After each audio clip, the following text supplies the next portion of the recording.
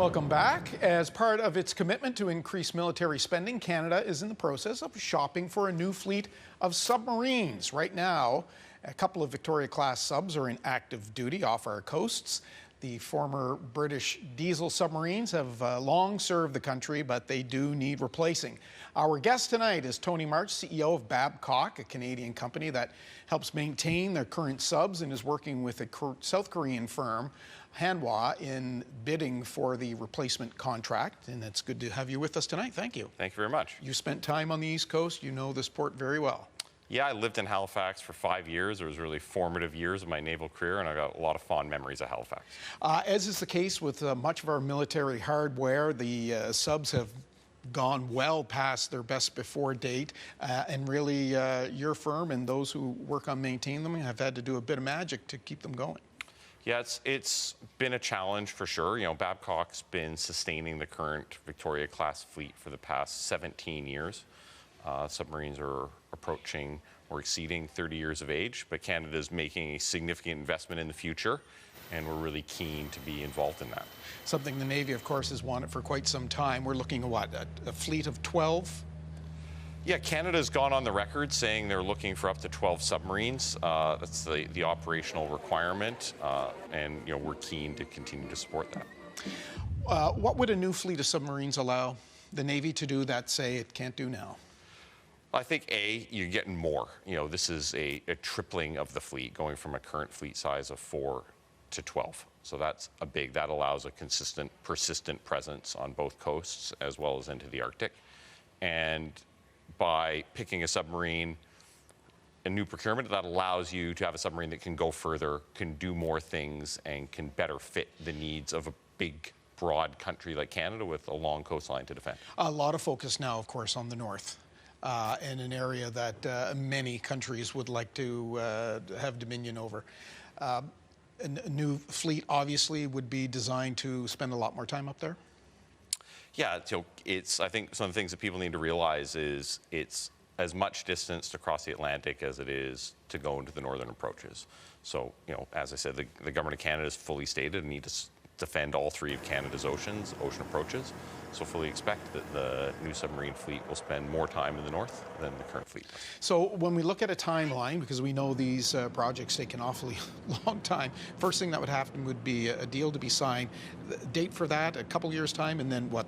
Canada's hoping to have subs in the water by 2035? Yeah, 2035 is what the head of the Navy has been publicly advocating. You know, it takes in the neighborhood of about 6 years to build a new submarine. Got to get time to negotiate a contract. Procurement's moving very, very quickly, which I think is a positive sign, certainly from an industry perspective.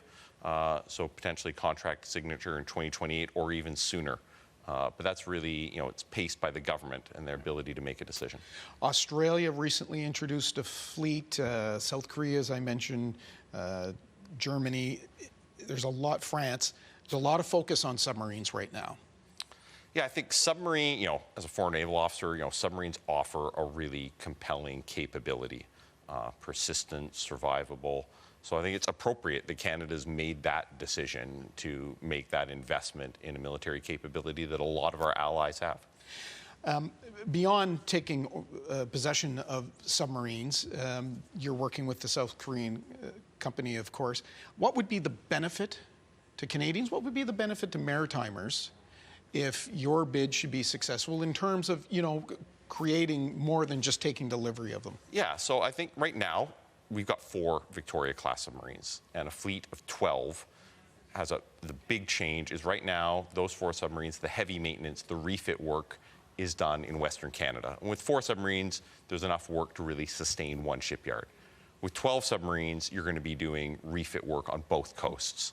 So that's going to add a new investment in a submarine maintenance capability in Atlantic Canada. And that represents several hundred new jobs, you know, highly skilled trades, engineers, technologists, and that's a new investment into the region. There's been some suggestion that maybe Canada might want to, you know, buy some South Korean models, perhaps some of the German.